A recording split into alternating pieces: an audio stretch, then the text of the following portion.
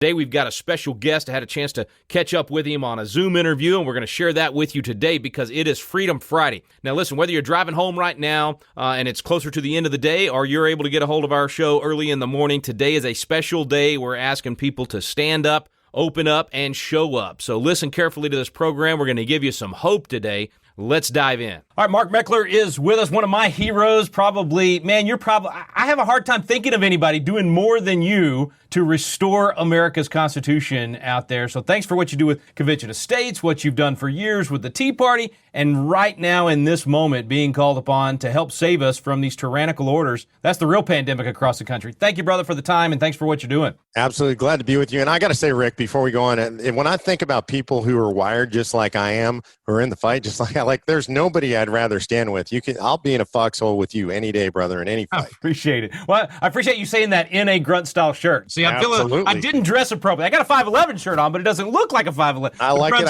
I got the firearms here and loaded. We're ready to go, brother. I love it. Well, man, you have, from the beginning of this thing, spoken out. In fact, I listened to your podcast with Nadelson on, and it really, honestly, it helped me in the beginning of this because I was trying to pour into the statutes and look at some of the old decisions and going, man, how far can they go with this? I get the whole executive power in an emergency thing. We all get that. We're not saying government shouldn't have a role, but man, it quickly went off the cliff. So thank you for leading from the beginning on this and getting some good rational thinking on this. We don't want to be knee-jerk, right? And we're not saying we're anti-government or any of that. We want to do this the right way, the constitutional way, and you've been that voice, and it's been very, very helpful. And so you've been there before and done this before. That's why you doing what you're doing right now with OpenTheStates.com is so critical in order to capitalize on, like you said, the frustration, I think righteous anger that people are feeling, and making sure it's channeled in a good way for real change. Well, and I want to clarify, when you say you've done this before, like I stumbled my way through that. We had no idea what we were doing, and I got the scars to prove it, and we did. We ended up with a platform, Tea Party Patriots, grew into the largest Tea Party organization in the nation. We weren't, but to be fair, and this is really important to me, we didn't lead the movement. The people led the movement. We had resources. We created a platform. We helped them understand what other groups said best practices were. It was not ever about us. And so I get people say, oh, Mark, it's so great you founded the Tea Party. That's a joke. That's like saying to a surfer who comes in off surfing the perfect wave, hey, Rick, great wave that you created. No, I'll take a little credit for, I hung 10, I rode the surfboard. This is about the American people, and this is exactly the same. So I am using that experience that I believe that God gave me and put me in a particular place so that I understand how these things work, so that I can use the tools and the training that God gave me to help other people going through the same thing right now. Is it a fair analogy? It's almost like you're providing the tools, the ammunition, the food, the things that a military or an army needs when they're on the battlefront. You might not have been the one to teach them to fight, but you're giving them the things they need to articulate the message well, to connect with other people out there, to organize the rallies and all of those things. So these folks that have never done anything like that before can gain, like you said, we stumbled into it years ago. They can gain from that experience and the learning that took place before. Yeah, and I would also add part of it is just connecting people. So one of the things that happens if you're an activist out in the field, and you've seen this in the work that you do, and you're doing it in Massachusetts, it's lonely. You can feel like you're all alone. I don't know. People are attacking me on social media. Yeah. I got 500 people in my group, but it seems like 50,000 hate me, and I'm not sure what to do next. It's actually scary, and I understand that. And so what we're doing is taking all these groups, whether they're in southern Minnesota or northern Michigan or southern California, and we connect them together. And the camaraderie and just, one of the things I see, Rick, that's most important, I'm doing Zoom calls almost every day with groups of leaders from all around the country. You know what they want more than anything? Just somebody to listen. I know they're not alone. Right. I want to tell my story. I want you to understand what the government's doing to me, what it's done to my family, and I want somebody to listen, because Lord knows the mainstream media is not listening to these folks, but I will. And I got to tell you one other thing. I'm invigorated by hanging out with these folks. Yeah. But I will also add, it's one of the toughest things I've ever done.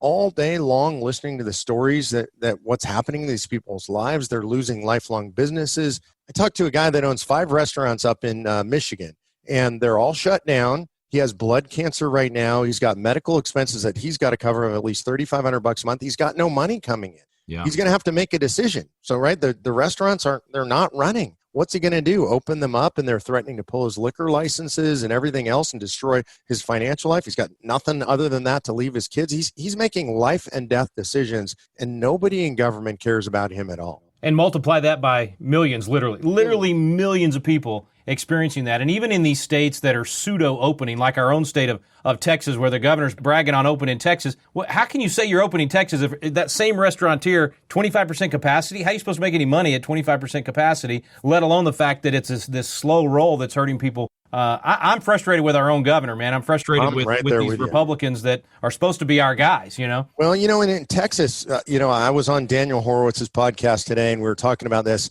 Texas is really frustrating to me. So Republicans control both houses of the legislature, all statewide offices. This should be the freest place in America. Right. And it's not. The governor actually has constitutional authority to tell all these tyrants in Austin and Travis County and Dallas and in San Antonio and Houston to back off. He could tell them, you can't do this stuff to the citizens.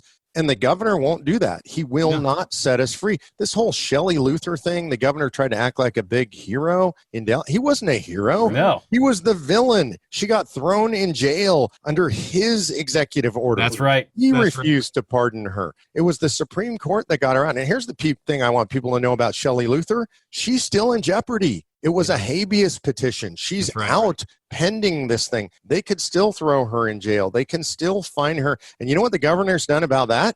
Nothing. Zero. But he did go on national TV. I saw him on Hannity last night taking credit for all this. And Texas is so great. Rick, and my family, there's 7 of us. We got a relatively small family. My daughter's boyfriend is here in town from Michigan. We went to go out to dinner the other night for Lucy's 21st birthday. That's illegal. It's illegal. You can't go out to dinner with 7 people in Texas. What in the heck is going on here in the state of Texas, the home of liberty? We are not free. We had a chance to lead on this, and I felt like a slap in the face on the whole deal because I was actually bragging on him initially because he was doing the more measured approach while these other governors were doing these stay-at-home orders, which we've never done in our history, by the way, even with Spanish flu. And, I mean, you do it for tornado. You don't do it for months at a time like this. Anyway, and then he follows everybody off the cliff. And it just irked me whenever, like you said, the Supreme Court, the Texas Supreme Court's the one that set Shelley Luther free, and then he comes out and acts like he's the hero. And in my question on Facebook, I said, how do you act like you're mad because this happened when it's your order that said $1,000 fines, 180 days in jail? You said you had the authority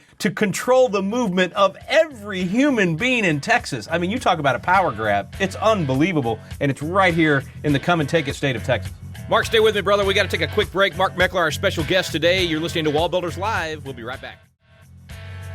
We're back here on Wallbuilders Live. Mark Meckler, our special guest today. We're talking about openthestates.com. Mark, thanks for staying with me, man. Okay, I got to ask you a question. What's with our churches? I mean, they're not open. I belong to a big old church out in Georgetown, Celebration Church. I love my church. Great church. I can't go to church. Yeah, same here. I'm at Austin Stone in Austin, big church. We've been doing the online thing. Man, we're pushing for churches to open. But buddy, Brian Gibson he's got churches in Kentucky and Texas, and he's doing peaceablygather.com, and they opened up about 100 churches this last weekend, hoping for more Memorial Day weekend. We want to see veterans attending church this weekend and being honored, for the freedom they were willing to die for and their comrades died for. And here we are not even willing to open our churches and worship. Well, if you find one, if you decide to go to church, let me know. Maybe my family will join you because I am Sunday. I'm going to church somewhere. I may go in Chicago, man. I'm thinking about going up to, there's a couple of Romanian pastors up there that one of our partners is representing. These guys came out of communism, Mark. They experienced true oppression, and they're going, wait a minute, we came to the land of the free, and the same thing's happening here? No, I'm with you. And so I'm ready to go to church. And I think this weekend, we're calling this weekend, and starting with Friday, we're calling it #Freedom Friday. Love it. It is time for the people to take control. We are the sovereign citizens in this country. Right. We do control this country. And the only authority that the government, federal or state or local, have over us is that which we give them. That's right. And I can tell you from my perspective, I'm done. I don't give it to them anymore. You're in charge. I trust you to look over your family. I trust your community to decide what to do. I trust your merchants to decide what to do. I trust Americans to govern themselves. We're asking every American to stand up, open up, and show up. Stand up and say no more. I'm done. Enough is enough. Open up if you have a business. If you're a local business person and you've been scared, if you all open at once, they can't do anything. That's right. If only one brave person, if it's only Shelley Luther, if it's only Sarah Huff up in Michigan or Carl the Barber, they can come down with a pretty heavy hand. But if they all open up at once, not much they can do. And then the last thing is show up. You and I, Rick, and all your listeners, all of my listeners to the Mark Meckler podcast, they have to go out and shop. They have to go out and patronize their local businesses. I'm going to spend the weekend. My family's committed. We've saved a lot of money over the last couple of months because we've been locked in at home. We like to go out to dinner and do stuff like that. Haven't had a chance. I'm going to spend that money in my local community. I'm not going to Walmart. I'm not going to Costco or those places. Nothing against them. Yeah. I appreciate they've been open. Let's go to the places that have been forced to close. Yeah. And we are going to support them. And this is going to be huge. And there are groups all across America doing this. All these grassroots groups are rising up all across America, probably every place your listeners are. Yeah. There are freedom-loving groups that are fighting to reopen America and participating in Freedom Friday. I want to come back to all three steps. First, I want your comments on even the philosophy behind this idea of civil disobedience. Peaceful, of course. We're all saying peaceful civil disobedience. But there is a time to say this is an unjust law, it's an unconstitutional law, and it's an unjust law, and to act as a citizen. So talk a little bit about that this is really the proper civil disobedience that our founding fathers would have supported. Yeah, look, the founders said this all through, and not just the founders, but all throughout our history, all through the Civil War. When laws are unjust, and I think most of these, frankly, are unconstitutional, so it goes beyond unjust. When laws are unjust or unconstitutional, then we are able to disobey them. Our system is actually based upon this. And one of the things I was looking back at today was about Madison's quote about the Constitution, that it's only a parchment barrier.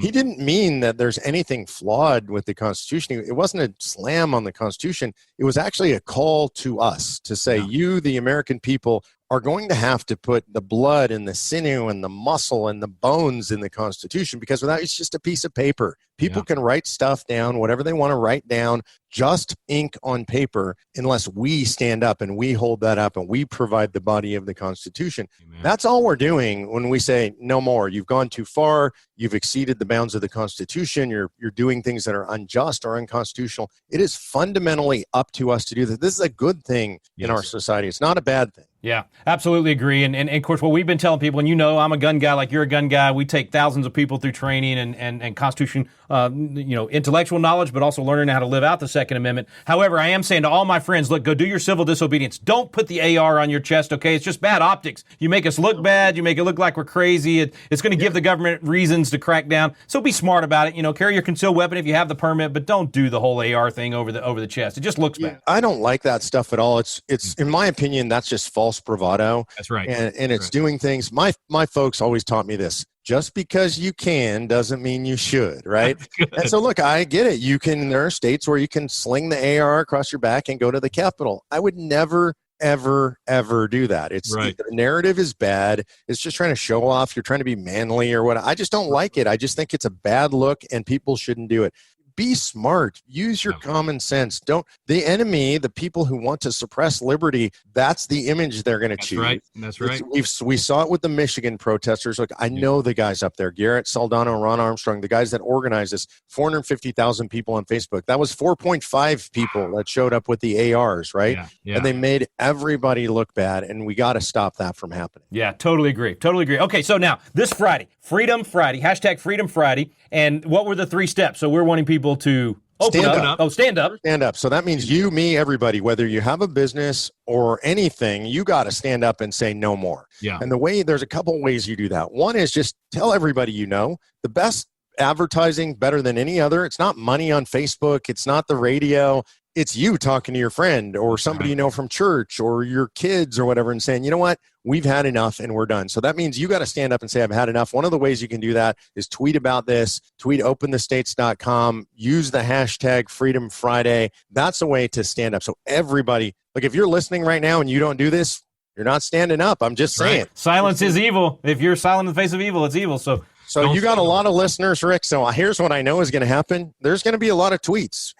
# Freedom Friday. Go to openthestates.com. Here's another way you can stand up. If you go to openthestates.com, there's a link at the top that says # Freedom Friday, and it says. And I'm pulling up your website right now on our video so we can show people. So we go to the website. Go ahead. At the very top, you're going to see that black bar. It says stand up, open up, and show up, right? You click on that, and you can go there and you can upload a 10-second video of yourself from your phone. Nice. That is just just you saying, hey, my name is Rick and I'm from Texas and I'm going to stand up this weekend, or I'm a business owner and I'm going to open my business on Freedom Friday. Make this video now so people know you're open and you're part. Yeah, I love it. And this is really important, Rick, because what I want politicians to look at that and think, holy cow, there is a tsunami coming and we're going to back down. That's what we want you to exercise your political muscle in event. I want the media to see that and say, holy cow, tens of thousands of people are doing this. This is really happening. So go there and stand up, make your own video and say, are you going to stand up? You're going to show up?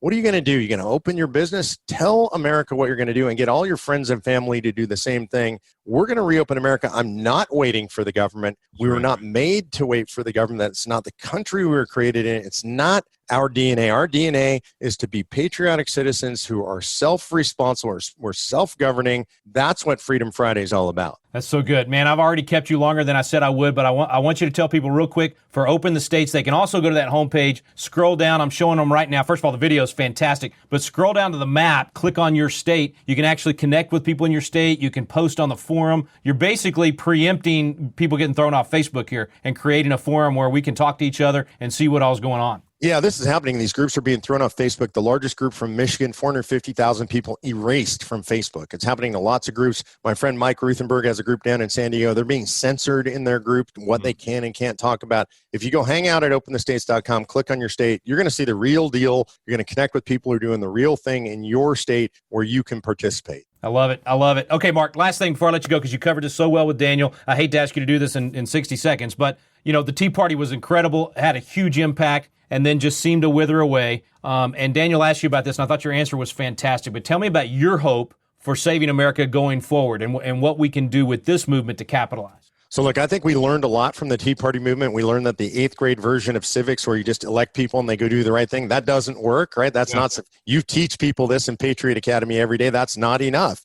What we have to do is stay engaged. And I think we have a whole new base of engaged activists coming out of the Reopen movement, out of Open the States. They're pumped up. They're frustrated. And I think they're going to affect the 2020 election. I heard the Tea Party movement wasn't going to do that, by the way, in the precursor. It did it. I felt it coming. This is going to do the same thing. A lot of folks are going to get thrown out of office because they behave poorly. And then our job is to go beyond this. It's not enough to say reopen. We're not going back to normal, Rick. I hate people to have that fantasy that things are just going to go back to the way they were. They're not. But I'm very hopeful that it can be way better. This is a paradigm-shattering event. And the paradigm, frankly, in the last 40 years, not all that great. And so I'm glad that it's been shattered, and we can reinvent America right now in a way that takes us back to our fundamental liberties. If I can take a few more seconds, please. I want to rip off some things that are going on right now so people understand the opportunity they have. Every kid in America today, everyone is a homeschooler. That was a fringe thing a few weeks ago, right? Now, 100% of kids, what if only 10% of them the families decide, you know what, I'm not sending my kids back to school next year. That transforms our educational. And I have seen polling that says 40% are thinking about it. Okay, so that's a radical transformation. Isn't that awesome? The folks I know that are involved in ed reform, my daughter just went to work for Texas Public Policy doing ed reform. She just graduated from Hillsdale College. Dr. Tom Lindsay over there, I've never heard him this excited. He just says the opportunity is unbelievable. I agree. Every college student right now, everyone, is a distance learner. They've had to learn to use the technology. They've had to get comfortable with just doing stuff online, testing online. Every professor has had to learn this. So what's the value in sending our kids to a place where they have climbing walls and 15 kinds of gourmet pizza? And I realize, do I have to spend $50,000 a year to educate my kid? I think the colleges are going to hurt. 30% of all incoming college freshmen say they're reconsidering what they're going to do next year. I mean, that's radical. That's radical shift. Okay, so this is fantastic. Healthcare. We are practicing telemedicine at an unprecedented rate. My son had to go to the doctor recently. It was a Zoom call, right? Nice. You didn't have to drive a half an hour, wait for 45 minutes, sit in that little room for an extra 15 to get 5 minutes of the doctor's. And could not have done that before without Trump lifting those regulations. Absolutely. So it was illegal. And so, again, medicine is being transferred. We got to demand that stuff stays in place. Here's another one. The FDA FDA has been moved out of the way. I want you to think about, we have coronavirus tests developed in 3 weeks to the market when it normally takes 3 years and $1 billion. Gotta leave that stuff out of the way. The trucking industry, entirely deregulated. And of course, we've seen mayhem and carnage on the roadway. Oh no, we haven't seen any of that, right?